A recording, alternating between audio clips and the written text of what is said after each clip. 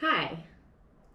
Today, I want to talk about what got me interested in this topic of censorship and misinformation in the first place. Because there was one particular incident that made me say, hold up, wait a second, and start looking at everything more closely. And that incident is the COVID vaccine. I got my COVID vaccine, I think it was April 2021. And I noticed that my period hadn't shown up when usually it had by that point in time. And so I took to the internet, took to Google, and Googled if the COVID vaccine had an effect on a woman's menstrual cycle. And the results I found were no, they do not. This is a claim that some people have been pushing around, but it is false information and there is no evidence to support it. Now that was like the official line, sort of, the fact check and what journalists and scientists were saying. I did find some unofficial results that indicated that this maybe wasn't quite as cut and dry as the journalists were making it sound. There were just sort of some thread forums and stuff about women just sharing their own experiences. And one in particular, this was a survey actually that caught my eye. It was from two women where they had noticed the vaccine have an effect on some women's cycles. And so that they put a survey online just trying to get a feel for how widespread this issue was. And I saw that and I was interested in it. So I just sort of started following the story. Like every few weeks I'd Google it and search and see if anything new was found. And it was around the summer of 2021 that I saw the official line on the COVID vaccine and its effect on women's menstrual cycles start to change. And instead of saying this is false and there's no evidence, the line became more nuanced, and what they were saying was, we don't actually know. And when I saw this, I was kind of pissed off, because when I was first seeing this insistence that this was false and not supported by any evidence, it was coupled with this mantra that the vaccine is safe and effective and everyone should get it. And even when they sort of like dialed it back and said, well, we don't know, there's some unofficial surveys that say this, but we don't actually know, the vaccine is safe and effective and everyone should get it. And it seemed to me that there was a conflation of two different things here. That one of them was actually giving people the truth, and the other thing was encouraging people in a particular direction. And if we go back a few months, not back, if we go forward a few more months to the fall of 2021, once some actual studies were performed, it was determined that the vaccine does have a small effect on a woman's menstrual cycle. And it was like the menstrual cycle is extended by 1 day.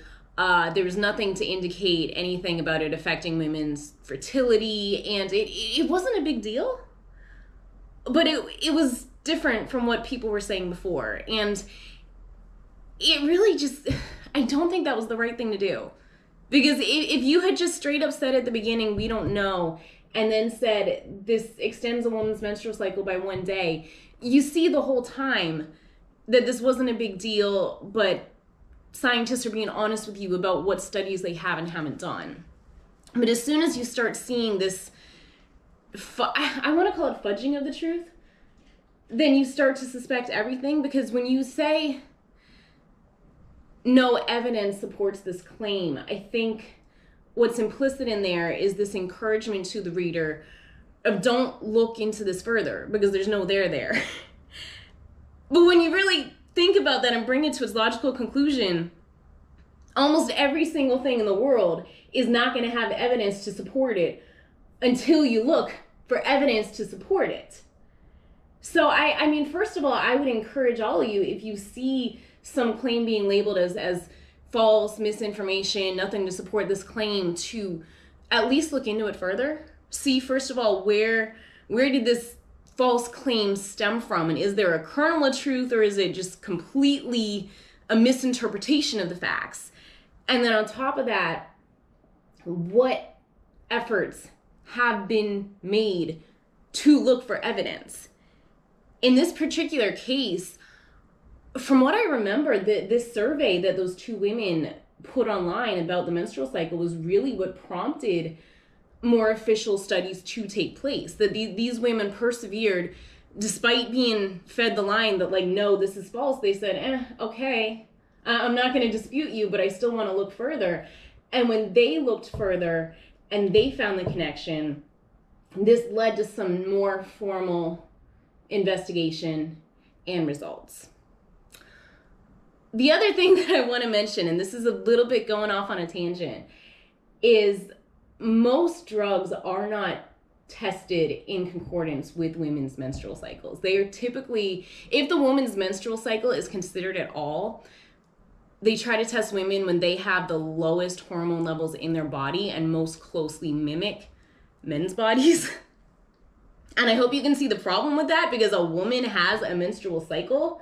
I think the idea was that if the women have surging hormones, that can complicate their ability to interpret the results, the effect of the drug, the side effects.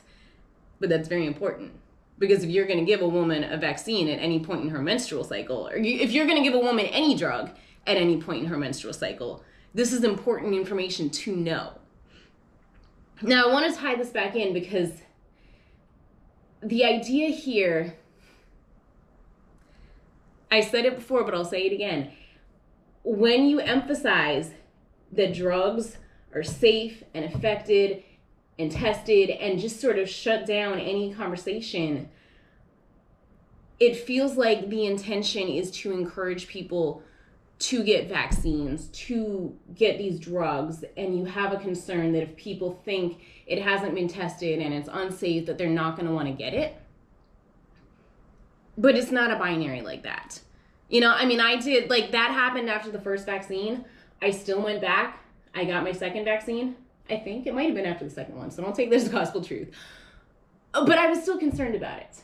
I still go to the doctor, I still take drugs, but I still would like better drug testing to take place that looks at the specific effect of vaccines and drugs on women, also on minority groups, because I read that, your DNA can make a difference.